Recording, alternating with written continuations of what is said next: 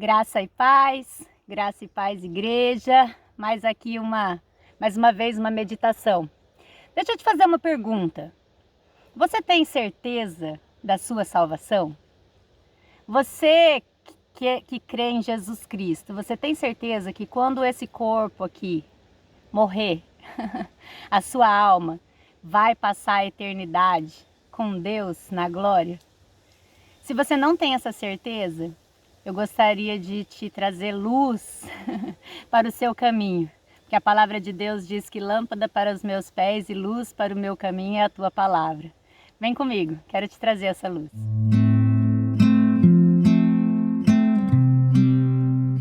Então vamos lá. Ali em Romanos, no capítulo 10, versículo 9 e 10, Paulo está dizendo assim: se confessares com a sua boca que Jesus Cristo é o seu Senhor, e creres com o seu coração que Deus o ressuscitou dos mortos, serás salvo. E continua dizendo assim: porque com a boca se crê para a salvação, e com o coração se crê para a justiça de Deus. Então, se você não tem certeza da sua salvação, duas coisas. Ou você não conhece essa verdade que Paulo deixou para nós escrito já há muitos anos, que Deus inspirou para que ficasse ali no nosso manual de cristão, ou você não confessou com a sua boca que Jesus é o Senhor e creu com o seu coração que Deus o ressuscitou dos mortos. Pensa comigo. Tá, você vai falar assim: mas eu confessei que Jesus é o meu único e suficiente Salvador e Senhor. Mas é Deus quem vai resolver se eu sou salvo. Se for da vontade dele, né? Não, é da vontade dele que todos sejamos salvos. Deus é um Deus democrático. Ele enviou Jesus Cristo para todo aquele que nele crê. Independente de raça, credo, cor, país, situação, está escrito isso na palavra. Mas crer com o coração e confessar com a boca implica em algumas situações. Primeiro, você confessa que Jesus Cristo é o seu Senhor, um dia, talvez num evento na igreja, e depois disso você já considera que Ele é o seu Senhor, porque você o contratou para ser o seu Senhor. Mas Jesus é o meu Senhor, eu entreguei minha vida para Ele. Eu só não tenho certeza da salvação, mas Ele é o meu Senhor. Eu escolhi Ele para ser o meu Senhor. Entende que isso não existe? Quando você declara que alguém é o seu Senhor, significa que você está sujeito a toda a vontade desse Senhor, sem discutir. Você já não tem mais o eu, Vanessa, quero viver desta forma.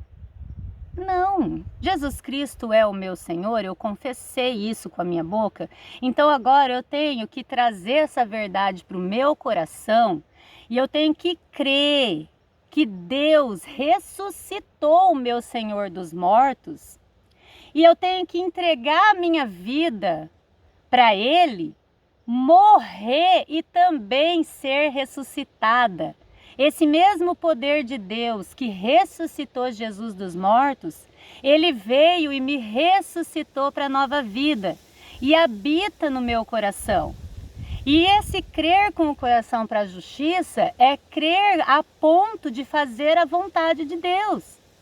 E a vontade de Deus, muito dificilmente é eu pensar em mim, e sim no próximo, sempre colocando Deus acima de todas as coisas para que eu conheça a vontade desse Deus, para que eu me sujeite a Ele.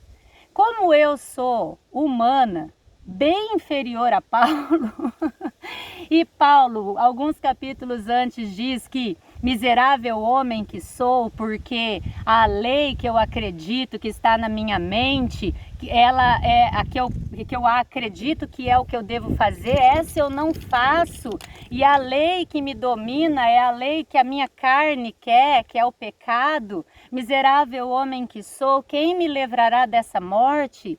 E aí ele vem e fala que as coisas novas se se fizeram, as coisas velhas se passaram, porque em Cristo Jesus o Espírito da verdade veio morar nele, veio morar em mim, veio morar em você. E aí ele habita no nosso coração e ele grita lá de dentro a lei de Deus, ele grita lá de dentro a vontade de Deus.